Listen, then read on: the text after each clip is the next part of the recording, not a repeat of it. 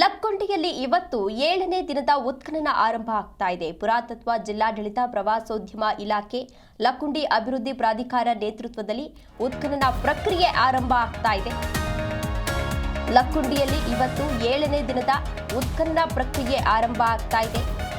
ಪುರಾತತ್ವ, ಜಿಲ್ಲಾಡಳಿತ, ಪ್ರವಾಸೋದ್ಯಮ ಇಲಾಖೆ ಎಲ್ಲರೂ ಕೂಡ ಅಲ್ಲೇ ಉಪಸ್ಥಿತರಿರ್ತಾರೆ. ಲಕ್ಕುಂಡಿ ಅಭಿವೃದ್ಧಿ ಪ್ರಾಧಿಕಾರ ನೇತೃತ್ವದಲ್ಲಿ ಉತ್ಖನನ ಪ್ರಕ್ರಿಯೆಯನ್ನ ಆರಂಭವನ್ನ ಮಾಡಲಾಗಿದೆ. ಕಳೆದ 6 ದಿನಗಳಿಂದ ಅನೇಕ ಪ್ರಾಚ್ಯಾವಶೇಷಗಳು ಅಲ್ಲಿ ಪತ್ತೆಯಾಗಿದೆ. ಇಂದು ಕೂಡ ಅನೇಕ ಅವಶೇಷಗಳು ಸಿಗುವ ಭಾರಿ ನಿರೀಕ್ಷೆಯನ್ನ ಹೊಂದಿದ್ದಾರೆ.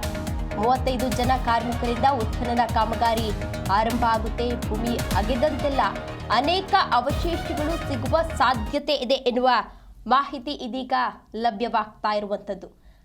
ಗದಗ ಜಿಲ್ಲೆಯ ನಿಧಿ ಪ್ರಕರಣ ಏನಿದೆ, ಇದು ಈಗಾಗಲೇ ದೇಶಾದ್ಯಂತ ಭಾರಿ ಸಂಚಲನವನ್ನು ಸೃಷ್ಟಿ ಮಾಡಿತ್ತು.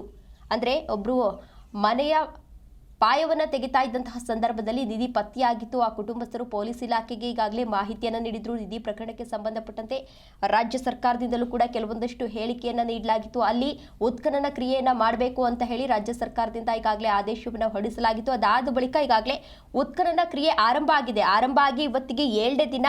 ಹಲವಾರು ಪ್ರಾಚ್ಯಾವಶೇಷಗಳು ಈಗಾಗಲೇ ಪತ್ತೆಯಾಗಿದೆ.